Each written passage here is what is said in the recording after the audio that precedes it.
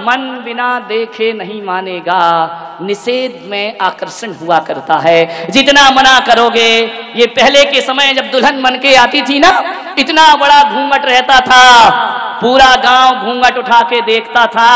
Free में नहीं, note दिए जाते थे, लिफाफे दिए जाते थे। और जिस दिन से घूंघट हटा है ना, कोई उन्हें देखने को तैयार नहीं हुआ करता है। ध्यान, घूंघट में आकर्षण था, बड़ा अट्रैक्शन था, पूरा गांव देखता था। अब काय का घूंघट, काय का घूंघट, विचार करिए। अब तो ससुर जी को शर्म लगे तो वही रुमाल डाल दे। ध्यान रखें, घूंघट खत्म हो गया, इसलिए तो झगड़े ज्यादा हो गए। पहले दिन दिन भर पत्नी का मुंह देखने नहीं मिलता था, इसलिए शाम को बड़ा प्यार आता था। अब तो दिन भर ही शकल देख देख के हैरान हो गए, मान्य। इसलिए तलाक की तैयारियां जल्दी हो जाती है, शादी हो नहीं पाती है, सगाई होती है, मोबाइल का बिल बढ़ने लगता है। इन छोरों का देखो तो 1-1, 2-2 बजे रात तक लगे रहते हैं। अरे सारा प्यार मोबाइल में ही कर लोगे तो शादी के बाद क्या तलाक के पेपर लेके बैठोगे? विचार करिए। निषेध में आकर्षण, ध्यान रखना, निषेध रखिए।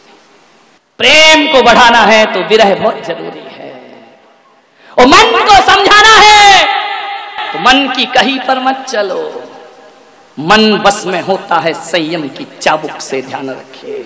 महावीर ने कहा है मन को बस में करने के लिए संतुष्टि का भाव होना बहुत जरूरी है। मंदिर जाओ और शिकायत से भरे, दादाजी के प्रति शिकायत से भरे, माँ बाप के प्रति शिकायत से भरे, बहू सास के प्रति शिकायत से भरी है।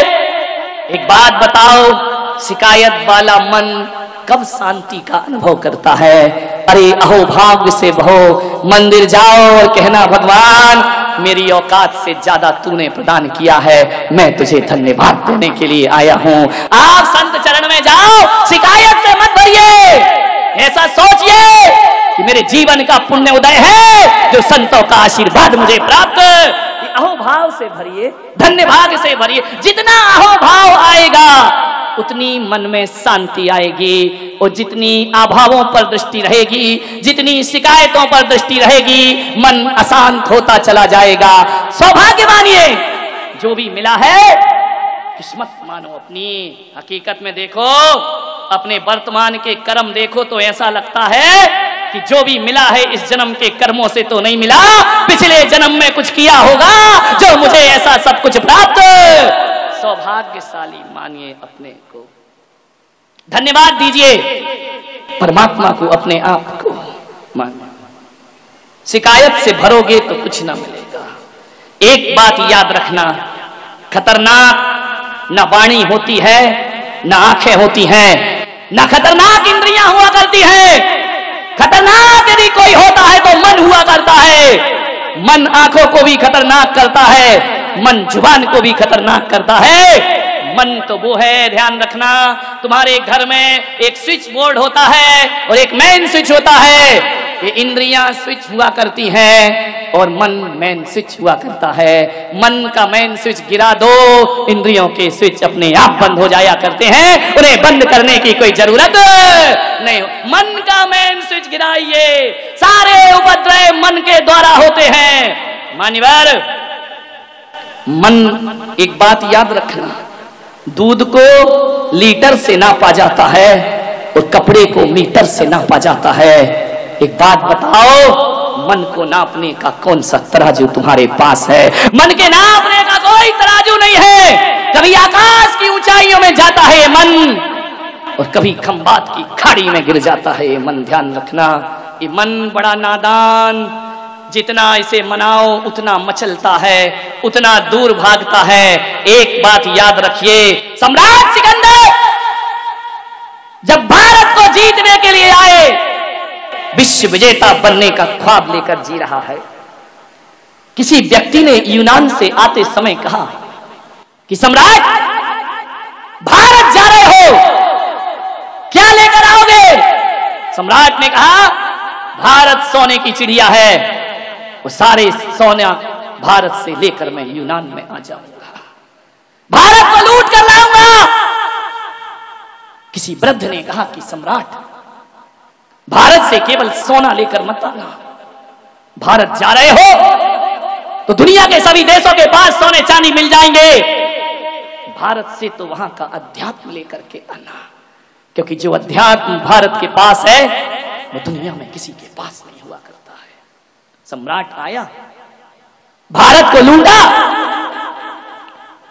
और लौटते समय उसने अपने एक सैनिक से कहा कि मुझे उस व्यक्ति की एक बात याद है कि भारत का अध्यात्म हमें लेकर चलना है।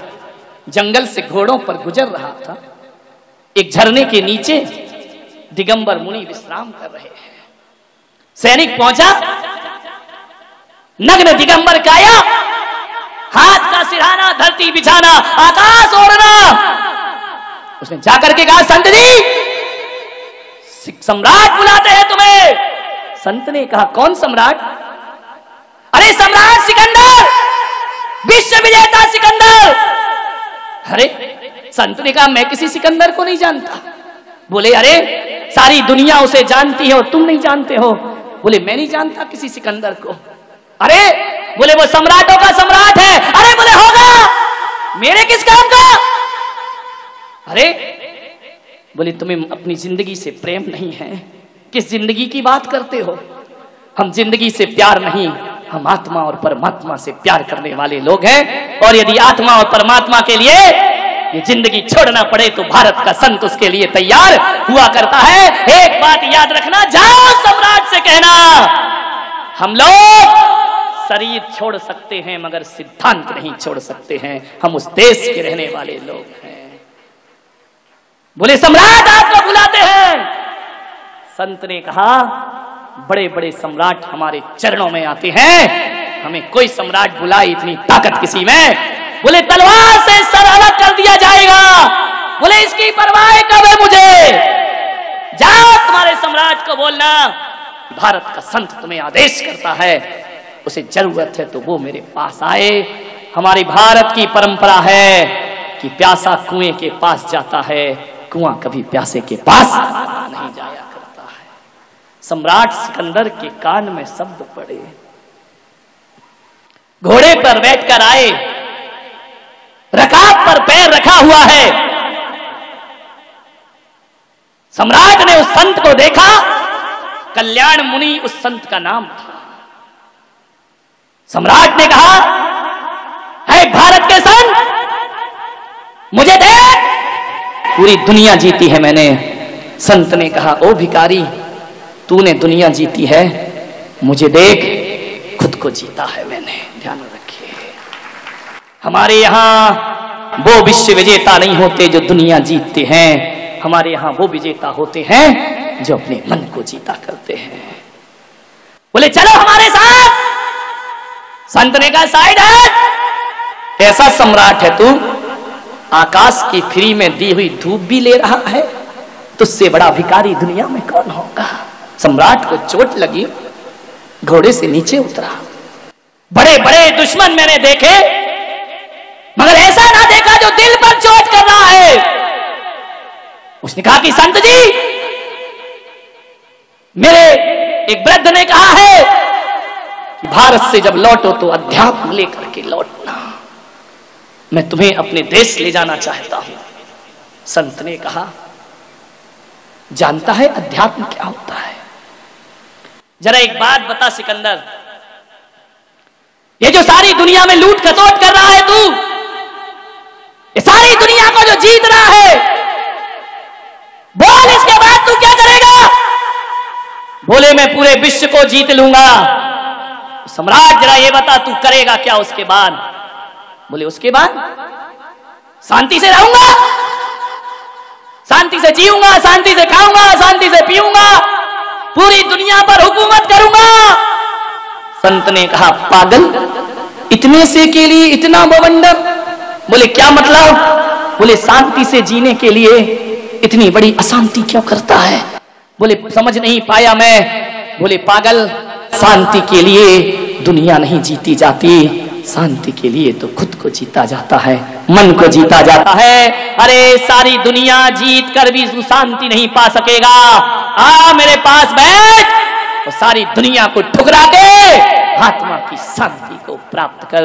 एक बात याद रखना ग्वालियर वालों, तुम सोचते हो कि एक मकान बन जाएगा तो शांति मिलेगी, बीबी आएगी तो शांति मिलेगी, बच्चे होंगे तो शांति मिलेगी, दौलत कमाऊंगा तो शांति मिलेगी। सब कुछ तो करके देख लिया, मरते दम तक भी शांति ना मिली। मंदिर की शांति धाराओं ने भी शांति ना दी, शांति विधान ने भी अशांत ही बना करके रखा। मैं आपसे मेरा निवेदन है, एक बात गांठ बांध लीजिए कि शांति साधनों से नहीं मिला करती है, शांति तो परमात्मा की साधना से प्राप्त हुआ करती है। ध्यान रखिए, साधना चाहिए, साधनों से कभी शांति मिली है क्या? कहते हैं कि सम्राट सिकंदर कल्याण मुनि को यूनान ले गया जहाज के रास्ते से, और जब सम्राट सिकंदर दुनिया से गया, डॉक्टर आए, हकीम आए, वैद्य आए, सब घेर कर बैठे हैं। सम्राट सिकंदर से कल्याण मुनि ने कहा कि सिकंदर, अब तुम्हारे जीवन का समय खत्म हो चुका है। संत जी, एक दिन का जीवन दे दो। कल्याण मुनि ने कहा, हम कुछ नहीं कर सकते, इन हकीमों से कहो, हकीम जी एक दिन का जीवन दे दो मुझे, भीख मांग रहा है विश्व विजेता अपनी जिंदगी की, क्या मिलता है दौलत से, साधनों से, जिंदगी को तरस रही है एक आत्मा, मुझे एक दिन का जीवन दो, मैं तुम्हें आधा राज्य दे दूंगा। हकीम ने सिर झुकाया कि नहीं, हम असमर्थ हैं, हमें क्षमा करें सम्राट। डॉक्टर और वैद्य से कहा, मैं तुम्हें पूरा राज्य दे दूंगा, तुम मुझे एक दिन का जीवन दे दो। वैद्य ने कहा, एक दिन तो बहुत बड़ी बात है सम्राट, हम तुम्हें 1 घंटे की सांसें भी नहीं दे सकते हैं, 1 मिनट की सांस भी हम तुम्हें प्रदान नहीं कर सकते हैं, कोई मुझे जीवन नहीं दे सकता है, तो फिर मैंने ये दुनिया क्यों जीती है? क्यों तलवार की धार से हजारों का बेगुनाहों का खून बहाया? आज सम्राट को पता चलता है, वह इतना कहता है, फिर एक काम करो, जीवन नहीं दे सकते कोई बात नहीं, ये काम कर देना कि सम्राट तो मरते समय समझ रहा है, ये दुनिया जीते जी समझ जाए, जब मेरा जनाजा उठे मेरे दोनों हाथ ताबूत से बाहर निकाल देना। बोले इससे क्या होगा? बोले ताकि ये दुनिया समझ ले, जान ले कि आया था जब सिकंदर हौसले तो वाली थे, और जब गया था दुनिया से दोनों हाथ खाली थे। किस लिए जीवन आसान थे हमारा? सामान 100 बरस का, पल की खबर नहीं, मन की शांति को भंग कर दिया। मान्यवर, एक संत किसी ग्रस्त के घर रात रुका, काले कपड़े पहना था। ग्रस्त ने पूछा, मैंने भगवा संत तो देखे हैं, पीतांबर संत देखे हैं, श्वेत वस्त्र वाले संत देखे हैं, निर्वस्त्र संत देखे हैं, तू कैसा काले कपड़े पहन करके घूम रहा है? उसने कहा, ये मेरे शोक के कपड़े हैं। बोले किस बात का शोक है संत को? बोले मेरे क्रोध मान माया का अंत हो गया है, उसका मातम मनाते घूम रहा हूं मैं। बोले क्रोध मान माया का अंत हो गया? बोले हां, उसके मातम में मैंने ये मातमी कपड़े पहने हैं। तो ग्रस्त ने कहा अपने नौकर को, इस संत को धक्के मारो और बाहर निकाल दो, इसे अपमानित करके बाहर करिए। नौकर ने धक्के मारे, बाहर निकाला गया। संत ने कहा वापिस आ जाओ, ग्रस्त ने कहा वापिस आओ, फिर लौट कर आ गया। जैसे ही आया नौकर से कहा फिर धक्के मारो, कहते हैं 10 बार धक्के मारे, 10 बार बुलाया, संत फिर आया, फिर गया, फिर आया, फिर गया। सदग्रस्त ने कहा कि अब मैं कह सकता हूं कि तेरे क्रोध मान माया का अंत हो चुका है, तू महान संत है। मालूम है उसने क्या कहा? तूने 10 बार बुलाया, अंदर बुलाया, बाहर भेजा, और मैं आ गया, मुझे गुस्सा नहीं आया, ये मैंने क्रोध जीता है।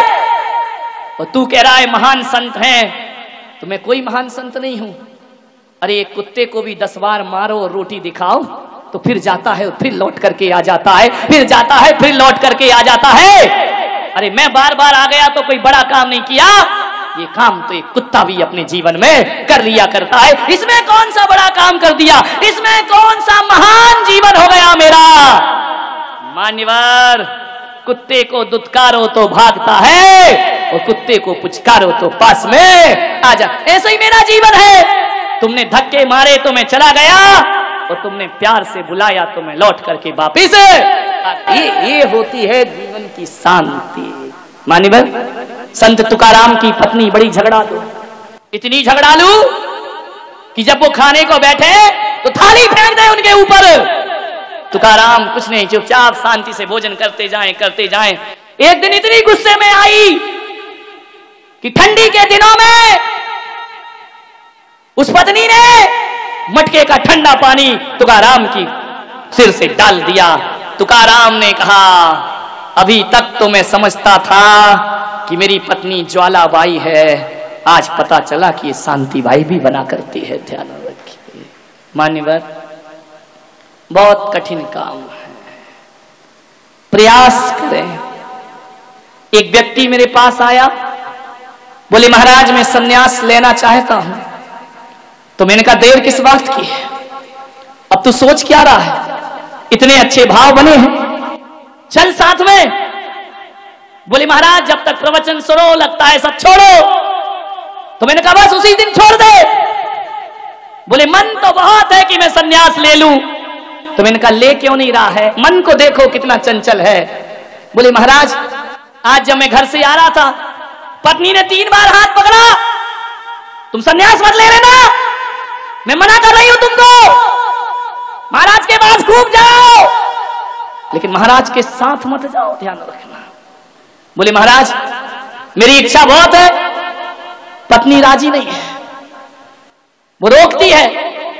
और एक दिन आपने अपने प्रवचन में कहा था कि किसी का दिल दुखाना पाप है, तो किसी से बड़ी तो मेरी पत्नी है। ये सोच करके मैं नहीं ले पा रहा हूं कि मैं उसका दिल कैसे दुखाऊं, क्योंकि आपने कहा दिल दुखाना हिंसा है, दिल दुखाना पाप है, मैं ऐसा पाप कैसे कमा सकता हूं, लेकिन मन बहुत है। वाह रे बेईमान आदमी। मैंने कहा सन्यास तो रख तू एक तरफ, सन्यास की बातें तो अपन बाद में करेंगे, जरा एक बात बता, तेरी पत्नी और कौन कौन सी बातों से राजी नहीं होती है? सन्यास से तो राजी नहीं है, चल मैं मानता हूं, और कौन सी बातें हैं जिनसे तेरी पत्नी खिलाफ है? बोले ऐसी तो कई बातें हैं। मैंने कहा फिर भी? बोले वो कहती है सिगरेट मत पियो, वो कहती है फिल्म देखने मत जाओ, वो कहती है दिन भर किताबें मत पढ़ो, वो कहती है यार दोस्तों के साथ ज्यादा देर रात तक वापस ना लौटो। तो मैंने कहा बोल तेरी सिगरेट छूट गई? बोले नहीं छूटती नहीं, बहुत कोशिश करता हूं। तो मैंने कहा पागल तू उसका दिल दुखा रहा है, हिंसा का क्या होगा, बोल पाप लगेगा या नहीं लगेगा? सन्यास लेने में उसका दिल दुखेगा, सिगरेट पीकर दिल दुखाए जा रहा है, सिगरेट फूंके जा रहा है। अरे उस समय तो सोच हिंसा लग रही है, पाप हो रहा है। बोल झूठ बोलने को पत्नी मना करती है। मैंने कहा झूठ बोलना छोड़ दिया? बोले नहीं छोड़ा। तो मैंने कहा पागल पत्नी तो कई चीजों को मना करती है, लेकिन तेरी समझ में एक सन्यासी आया कि उसने मना किया और मैं ले लूंगा तो दिल दुखेगा। अरे सिगरेट में भी दिल दुखता है, तू जो आवारा गर्दी करता है। बेचारे मन की चालाकियां तो देखो, कैसे सन्मार्ग से बचाता है अपने आप को। मैंने कहा केवल सन्यास का दुख नहीं देना चाहता तू, बाकी सारे दुख उसके हवाले तूने कर रखे हैं। अरे सोच तो विचार तो कर, मन बड़ा चंचल है, सन्मार्ग से पीछे जाता है, सन्मार्ग से घसीटता है हमें। कितने तर्क निकाल लेता है मन, विचार करिए। महाराज मुझे आपसे बात कहना तो नहीं चाहिए, फिर भी कह रहा हूं, बुरा मत मानना। बात तेरे क्या मानूंगा तो मानूंगा, तू बोल दे जो बोल रहा है। मैं उसी समय समझ जाता हूं कि तू तो बुरा ही मानने वाली बात बोल रहा होगा, तब तो कह रहा बुरा मत मान। ये बड़े चापलूस लोग होते हैं, ध्यान रखिए। मान्यवर आओ मन की शांति की तलाश करें। छोटे से सूत्र दे रहा हूं। आओ मन को कैसे जीते। पत्नी किसे बुरी लगती है? पत्नी बुरी नहीं लगती। पत्नी जो अशांति फैलाती है वो अशांति बुरी लगा करती है। बच्चे किसे बुरे लगते हैं? बच्चे किसी को बुरे नहीं लगते। बच्चे तो जानवर भी प्यार करता है, लेकिन जो अशांति फैलती है मन को, अशांत पत्नी सबको बुरी लगती है, अशांत पति सबको बुरा लगता है, अशांत बच्चे सबको बुरा लगते हैं, अशांत मित्र सबको बुरे लगते हैं। आपसे एक ही निवेदन है, आओ शांति को अपने जीवन का सिंदूर बनाएं, शांति को अपने माथे का सौभाग्य बनाएं। कैसे बनेगा माथे का सौभाग्य शांति? अरे सोने के कंगन पहन पाओ या ना पहन पाओ, शांति के कंगन रोज पहनना चाहिए। सोने के कंगनों से वो सुकून नहीं मिलेगा जो शांति की चूड़ियों से सुकून मिला करता है।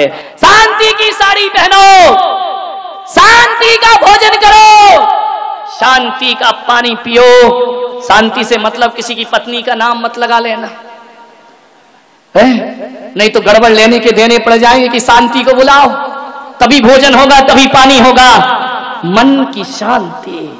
अपने घर में एक शांति का बगीचा लगाओ जिसमें शांति के फूल खिलते हो, शांति का उपवन हो। ऐसा मकान बनाओ जिसकी छत शांति से ढली हो, ऐसा दीवार बनाओ शांति से शांति की ईंटों को जोड़ करके दीवार बनाई गई हो। मान्यवर